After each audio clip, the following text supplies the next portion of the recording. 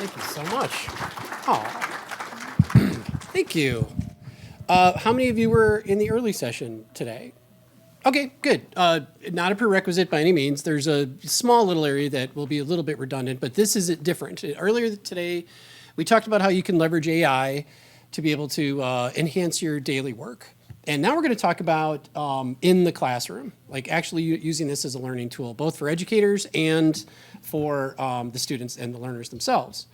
A little bit of background I'll give you is in addition to my day job, I also have been an educator. I've been doing training for computers or for various different software for about 20 years. So I teach adults. I'm married to someone who does real teaching. My wife is a special ed elementary school teacher who teaches children, and she does all the heavy lifting. And I will be probably mentioning her quite a bit because we talk a lot about AI in the classroom. And I really want to frame up today, to kind of inspire you guys as to what's available out there for you. Now, there's absolutely no knowledge of AI necessary here at all, just whatever you've, heard and learned about in all the various headlines. But I am going to teach you a couple of techniques. They're very easy, and you can use whatever chat bot that you want to, and I'll show you a couple of examples of me using ChatGPT.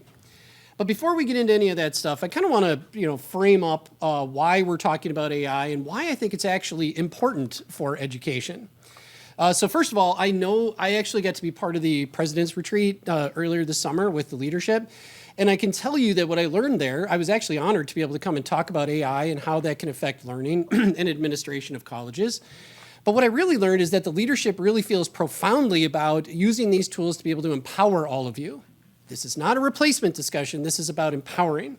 I'll introduce you to one of my favorite sort of ways to frame this up here in a second, and we'll have a little chuckle together about that. But that really made an impression on me.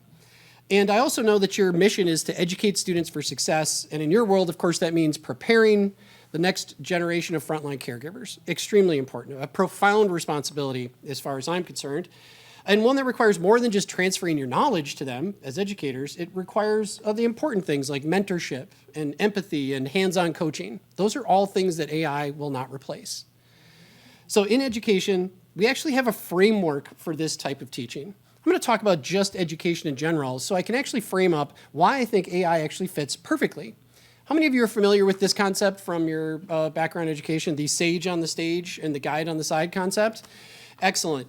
We often talk about the journey being from the sage on the stage, the traditional lecturer, for those of you that aren't familiar with this, that holds all the knowledge and kind of bestows it upon the learners, as opposed to the guide on the side. Now, the sage lectures, much like I'm doing here today. The guide, however, facilitates questions and empowers students to construct their own understanding. We all know instinctively that being the guide is certainly our goal. But being that personal guide for every single student is a huge and probably insurmountable challenge. And there's a fundamental barrier that actually gets in the way of this ideal, and that simply is time. The sheer demand of preparing lessons, managing the classroom, grading assignments, making it nearly impossible for us to have deep one-on-one guidance at scale. Now, what if that barrier was to disappear, though? That's the thought experiment I want to take you on for the next few minutes. I want to show you how AI is actually providing an answer for that. Now, this guide on the side philosophy is now being built directly into AI tools that your students are already possibly curious about. I'm going to show you one of them right now. I'm going to be using ChatGPT, but just so you know, you can pretty much do everything I'm showing you here today in whatever tool you have access to. Gemini, Claude, Copilot, there's a ton of them out there. But ChatGPT in particular, and I don't sell any of this stuff, just so you know, this is not a vendor session. It just occurred to me, it sounds very salesy.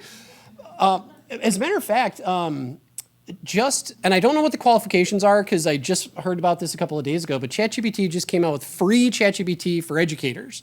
Google that when you get internet access later today, find out what the qualifications are, but they literally are giving it away. My wife just emailed me while I was sitting here earlier, and her whole school district gets free ChatGPT, so it's worth checking out. And one of the tools that is really interesting, as a matter of fact, this came out the day before I was presenting at the President's Retreat.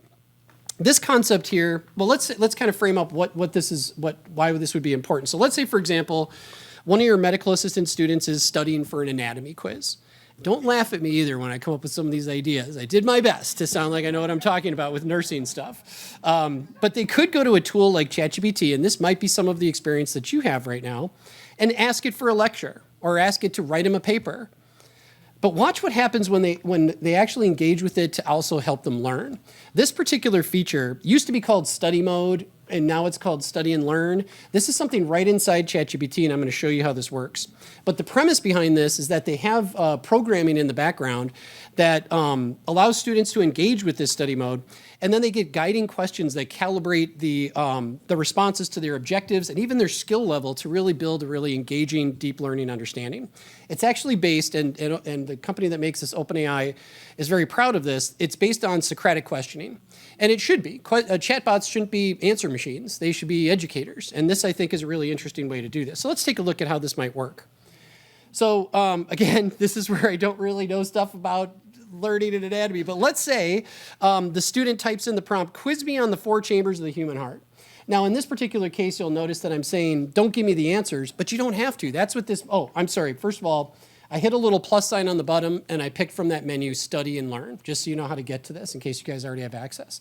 So what happened was, and I'll narrate for those of you that can't see this, the student was asking, the student essentially is getting a guide, not a sage, all automatically. The AI actually first responds, not with an answer, but it asks the student things about themselves. What's your learning level on this topic? What familiarity do you already have on this topic? And allows them to define that. Now it's actually narrowing what its responses are going to be. The AI in this case responded not with a big wall of text answer, which is what most of us are probably used to if you've used chatbots before, but instead it said, if a chamber's main, a question. So it said, if a chamber's main job is to receive blood coming back to the heart, do you think it belongs to the upper pair or the lower pair? And because I don't know what I'm talking about, I said upper. And it said, and here's the crucial part, AI did not say wrong or scold me or slap me with a ruler. It just says, yeah, well, that's the idea. The heart's receiving chambers are 2 upper ones, but let's extend that a bit. Those 2 upper chambers are called atria, and each atrium receives blood from a different source. And then it kept guiding me through this whole process. So this is truly Socratic questioning at its nature, and it is now built into this tool. And I believe what they are giving away to educators has this inherently built into it as well too. So what we just saw here isn't an answer machine, and this is really what I try to impress upon people. I know that it's gotten out into the world that AI is just ask it a question, it gives you an answer, and frankly, sometimes they're wrong. I'm going to show you techniques on how you can use it as a learning tool and actually guide it to make sure that it's giving you relevant and accurate responses to really help you with your job. But before we get there, I've been familiar with how many of you are familiar with the 2 sigma problem or Benjamin Bloom's study from '84? Some of you aren't even born yet. Okay, that's fair. But I think this is particularly interesting as it comes to how AI can actually help us here. So really what AI to me is the first step in solving what is actually kind of a famous 40-year-old challenge in education. Benjamin Bloom called this the 2 sigma problem. He was a researcher who proved that an average student, when given one-on-one tutoring, performs 2 standard deviations better than a student in just a traditional classroom setting. Now, this was in 1984 as well, right? And just to kind of give you some perspective, that's the difference between scoring at the 50th percentile and scoring at the 98th percentile, just having tutoring. Now, I'm sure most of you are like, yeah, of course, if every kid had a tutor, they would be doing a lot better. Well, that's what Bloom essentially came up with as well. And he called this the holy grail of education. And there's been a ton of different software that's come out, some of which I'm sure you guys use today, that was really just kind of either not ready yet or wasn't really hitting the mark. But Bloom himself said that it was simply too expensive at the time and impractical to actually scale this type of one-on-one learning for every student everywhere, until now. So for the first time in history, we have the technology to solve the 2 sigma problem. Visionaries like Sal Khan, you guys heard of Khan Academy at all? He's kind of a luminary in the AI education space. If you haven't checked out Khan Academy, or if you have kids that are learners as well, definitely check it out. He's doing a really good job with it. He's actually partnered with the OpenAI guys as well. But he's built an entire strategy around that. He literally wrote a book about it. It's called Strange New Words, and it's a great read if you guys are interested in getting started with this. It's a very easy read, non-technical, and directed specifically at educators. That's Sal Khan, The Brave New Words.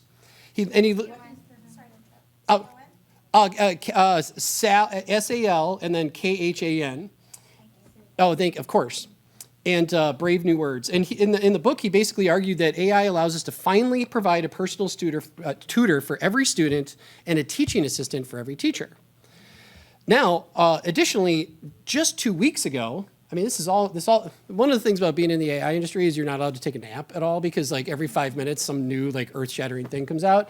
And while I was actually working on this presentation, Google, just a couple weeks ago, dropped this AI and Future of Learning paper. Don't worry about looking it up. I'm going to give you a download. I have a whole bunch of stuff that I'm giving away for you guys at the end here, including this paper. I'll give you a look at it and the 120-page slide deck with a bunch of cool exercises that you guys can interact with. But I wanted to take a couple snippets from this because I thought it really spoke to what the people who make this technology and how they feel about its impact in learning. They determined that one of AI's most powerful roles is to provide, quote, personalized learning to support every student. That is the goal, right? It can act as a personal tutor that adapts to their unique needs. That's the part where it really gets interesting. And this isn't even a new concept. There's some results that are coming in. Has anybody heard of Alpha School at all? They're an Austin-based private school. They have various different locations all around the country, but they really made headlines recently because at Alpha School in Austin, they integrate an AI tutor that adapts to each individual student within their school.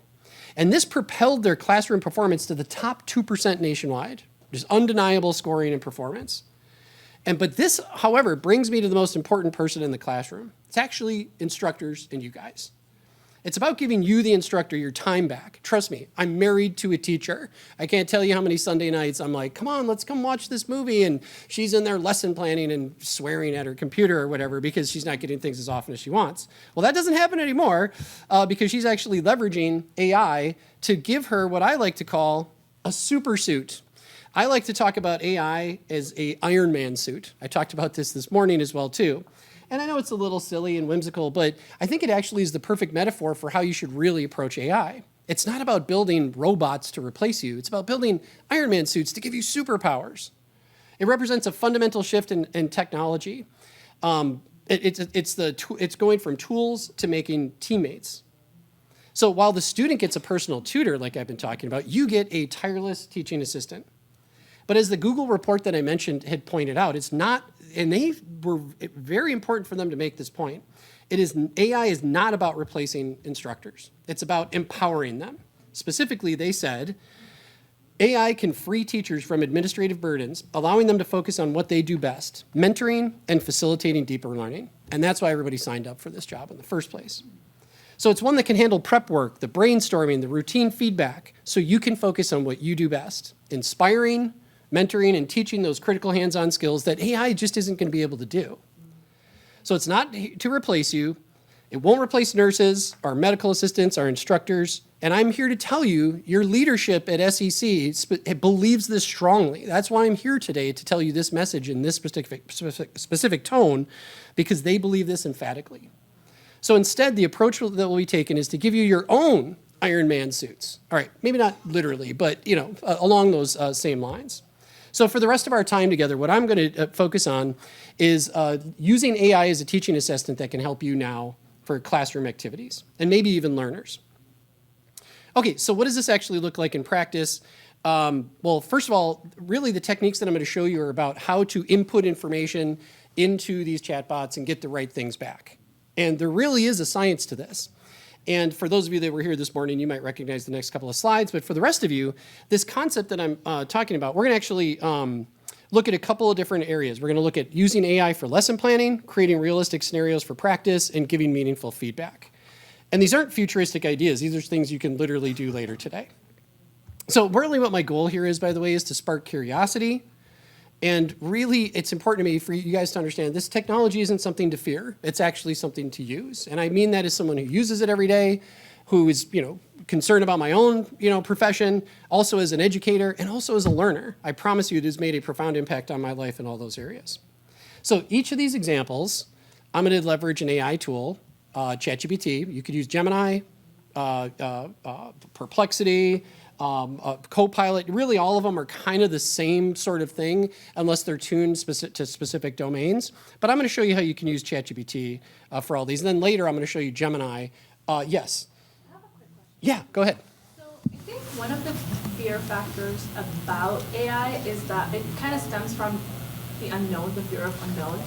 And I feel like I want to ask, how do you think in the age of AI, can we best keep up with AI and not kind of give into all the fear-mongering beliefs that AI can talk to each other in their own language? Oh, okay. So the question is a very good one, and we might as well just address that right away. And that is, how do we approach AI as I've been really pitching it, as a tool and a helpful guide for us, and instead of Skynet that's going to murder us all in our sleep, actually. So I know that that's what grabs the headlines, but I'll tell you something really interesting. Back in the early 70s, there's this crazy technology that came out that had this exact same reaction. It was talking about rotting children's brains. There were teachers that were striking out in front of schools, and they were saying, no way am I going to let this technology in my classroom. And people were literally talking about how it's going to be the downfall of education. Calculators. I'm not even kidding. Honest to God, if you go to this pessimistarchive.com, by the way, you can see fascinating times of when new technology is introduced over time. And for whatever reason, what grabs the headlines is doom. And unfortunately, if you look into this, well, I can tell you, there's a PR company that I work with that gets me gigs where I can talk about experts. And I go, where are you getting these from? And they go, oh, it's this tool that we have that, you know, people who want to talk about AI on the news will go for. I go, oh, give me a dump of the last 2 years. So they gave me a dump of all the stuff, and what you say in there is, this is what the point of the thing is, this is what my angle is, and so on. And so I used AI to do an assessment and came up with the fact that 83% of these reports were deemed negative against AI. 83%. So, I mean, that's what gets headlines. If I was a reporter, I'd be telling you, tell everybody they're going to die tomorrow. They'll read that article. But if you tell them it's good and it's going to help your job, no one cares, right? So I promise you that responsible AI and really understanding what AI is capable of doing and what it's not capable of doing are very important things that I consider all the time. So the same advice I'm giving you, I'm giving to the person I love most in the world. That's my wife. So I hope that it gives you a little bit of ease, but also, you know, AI is absolutely, it's you know, compounding upon itself and creating new functionality all the time. But as an expert out of Silicon Valley, I can tell you what the attitude is there is a plateau at some point that is likely built into the way that we're seeing the training models work. And so it's a little overwhelming right now, but I think just like the internet, where people talked a lot about this with the internet, you'll see a little bit of a plateau and an opportunity for us to catch up and integrate this positively into our lives. Great question, though, and I really should have just started with that. Just like in rehearsal. So how do we actually get good at this? Well, this whole idea of asking questions of a chatbot is called prompting. And it's actually kind of interesting because the language models themselves, in the case, you might hear GPT-5 or something, that's the model that lives behind ChatGPT. And every time they create a new one of these models, they have to train it. And what's interesting about these things is they're not databases of information. While they were trained on this, while they were actually trained on this, they absolutely were not intended to actually be question answer machines. So really, this whole idea of prompting is what I'm going to actually, because we got a little bit of a late start, so I'm going to fast forward through a bunch of this stuff here. So actually, I'll just kind of tee up to you guys. Let me just do a couple of these quick ones for you, and then I'll show you the materials that I'm going to give you, because we have a really condensed time frame because of our late start here. So in the slides that you're going to get, I'm going to show you, like, the text that you see in red, for those of you that are up front, is called a prompt. And the suggestions that you see here are literally how you enter in and get it to do something.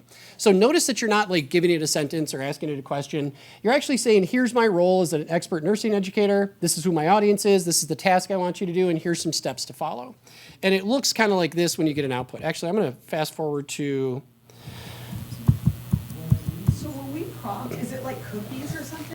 I've been using it for a while now, for at least a year, and I can, like, type half a word, and it knows exactly what I want. A lot of these tools have personalization on, so they actually memory. If you don't want that on, it's actually super cool. But if you do want it on, you just go under settings, under personalization, and either turn it on or off. I have it off because I use it for so many things and so many clients that I don't want, I can't mix it. But I would suggest turning it on. It's very cool, because it'll tell you, like, remember when we had that conversation a few months ago and you said blah, blah, blah? So here's an example of one where you could actually create a simulation. This is like how a learner could use this in a classroom setting. This is one that I was pretty happy with. This will actually say, look, I want to learn how to be empathetic and talk to patients. Give me a couple of scenarios that I can practice. And it actually spits out some really good sample dialogue and some things that you can practice. But even better, you can turn on voice mode. Okay, now for scenario number 2, I'd like your help as we can role play together. You're going to play the role of the patient, and I'll play the role of the nurse. So why don't you start as the role of the patient, and I'll respond as the nurse, and we'll work through this together. Sure, let's jump in. I'll be the impatient family member. Look, I've been sitting out here for over an hour and no one has told me what's going on with my mom. This is getting real frustrating. Why is it taking so long to get an update? I understand your frustration. I'm here to help. Why don't I start first by checking with imaging to see if we have any more information on your mother, and we can take it from there. All right, I appreciate you looking into it. It's just hard not knowing what's happening. Okay, that's crazy, and actually these can emote. If you say be very frustrated or cry or be mad or something, it will actually do that. So the other part that I'll tell you is in that example, I just said, hey, give me some ways that nurses could practice for empathy. In this case, what I'm actually doing, and this is an important takeaway, is that I'm actually putting in the National Nursing, Mental Health, and Community Concepts paper. It's about 200 pages long. In this version, I'm uploading that entire paper that's specific to the communication exercises, and then I'm asking it to actually then derive from that material what the actual engagement should be. And I can have the voice, I won't do that again here, but I can have the voice actually speak on behalf of this content. You can do the same thing with curriculum as teachers. You can say, the students can put in the curriculum and say, okay, I want to look for some scenarios based on this actual curriculum. So the takeaway here is that context is so important. You can provide documents and you can provide tons of text or tell it what you want it to do. The learners can do the same thing and you can get this whole other AI learning experience that a lot of people aren't familiar exists. For the videos, can we do videos too? Like, say, Yes. I see it on TikTok all the time, like they make silly AI videos. That's, and they make an AI video oh, the silly AI. of like, this is an angry patient. Yes. So they get a visual of it. Yeah, the question is, can you make videos? And I'm here to destroy your free time by telling you there's an app called Sora, S-O-R-A, that is free. It's made by the same people as ChatGPT, and it's crazy. You can literally, I coach a kids football team, and I said to them, this is how the play looks. And I go, hold on a second, this is the play, and then the video pops out of people actually running the play. Also, you can have it scan yourself, and so I've just been sending crazy videos of me doing wacky things to all my family, and they think I'm out of my mind at this point. Yeah, it is dangerous, but no one else can do it. I can just do it myself. So, okay, time check. Yeah, I just don't know how much time we have left. Okay, 5. Okay, great. Thank you, though. Okay, well, with apologies, we got started about 15 minutes late, but I want to make sure to get you to the good stuff. So, this, at the bottom of this page, you can't see it if you're in the back, but it's an easy website to remember. It's mypresentationfiles.com. Somehow I was able to get that domain name, but if you go there, it will automatically download a bunch of stuff that I'm going to show you in a second. My presentation file, I should have done a QR code, my bad. mypresentationfiles.com.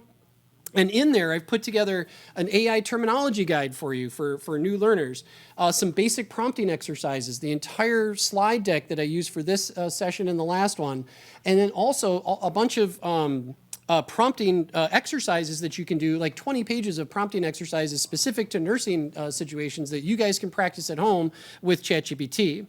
And then I also supplied, it's unusual. Well, you'll have to believe me, but I also gave you the entire AI and the Future of Learning Google paper that just came out. It's like 30 pages long, excellent, very well written, and maybe I can just fit this in the last minute if I can get it to show up on screen. But also it comes with, maybe this will work, hold on. Give me a second. And that is all under my Oh. presentation? Yeah, it's on mypresentationfiles.com. And then you'll get this 125-page slide deck from Google that just came out 2 weeks ago. And if you guys have access to Gemini, or even if you don't, it gives all these examples of things you can do here. So this is a prompt for generating lesson ideas. And here's 5 more of them. And when you click on those little links, it goes all the way into Gemini and actually puts them into Gemini for you. There's 125 pages of this that you guys can ruin your entire weekend with. You're gonna, I mean, you'll really appreciate how approachable this is. So I look forward to you guys actually being able to dive in. This is a great place to start,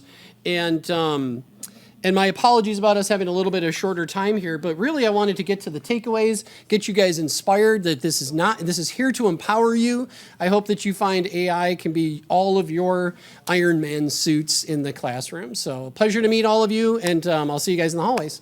Cheers.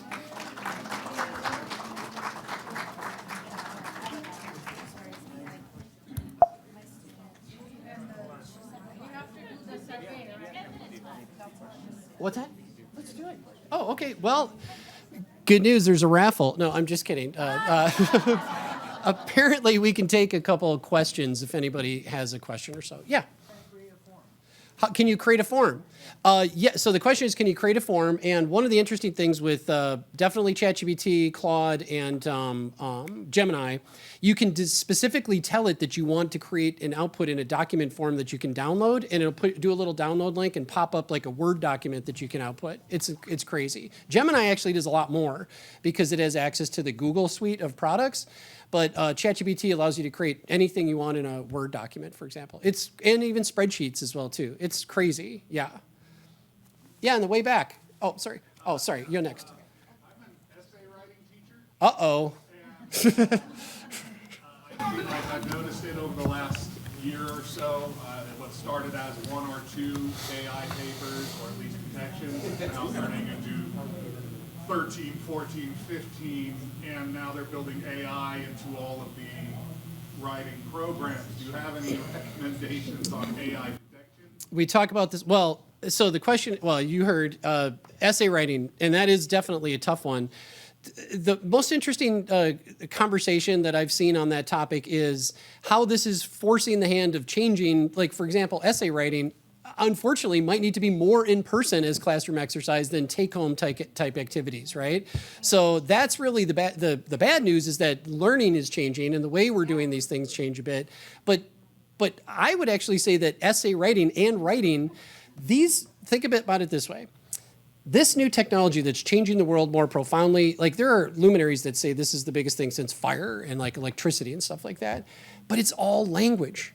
It's literally words. It's the way we talk. That's the coding language for all this. So essay writing, I dare say, has now become the coding language of the future. As a matter of fact, I'll leave you guys with this. One of my biggest epiphanies when I was first learning about AI was how to prompt it. And I was going to do a course for online. And I started realizing, oh, it's all about sentence structure, and it's all about, verbs and noun-verb agreements. And I'm like, oh my God, this is about elementary school English. So my poor wife comes walking in from school, and I'm like, who's the department head of your English, department? And she's like, oh, so-and-so. And I go, that is the handbook to coding the next technology of the future, is language. And understanding language and understanding how to speak to these things and get the most out of them. Now, the bad news is, she told me, is that she's like, no, that's great, but, at the federal level, they canceled all the rubrics on some of these things that you're talking about, so we don't teach kids that anymore. So I would say essay teachers, I have a profound responsibility as the language coding teacher of the future. One more? Yeah. So, where's the bullshit detector?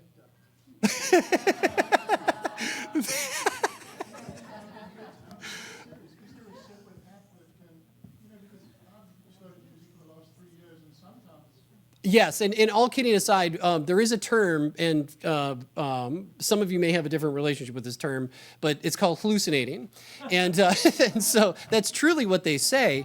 And so there's no question. Keep in mind that the fact that these things can even answer questions is a happy accident. That's not what they were intended to do. They were trained using so much language and so much compute that, oh my God, they can answer questions? Incredible. The fact that they can do anything right is actually insane.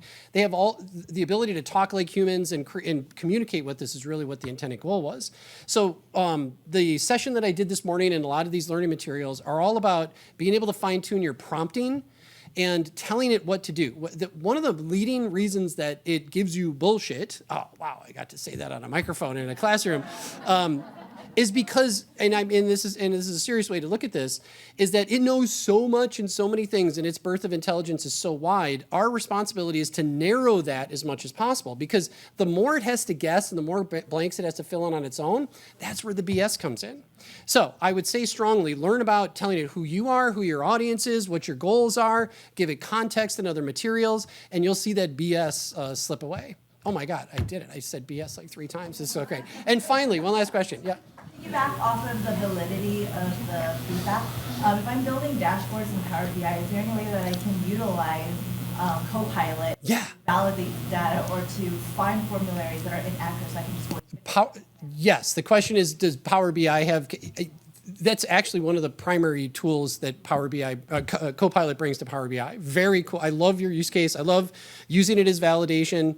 The other part that I'll give you as a pro tip is like, ask it many different times the same question to be able to validate, and actually you'll end up getting refreshed results from that, and that's what I would do inside Power BI, for example. All right, guys, this was fun. Thank you so much. I appreciate it. Enjoy the conference.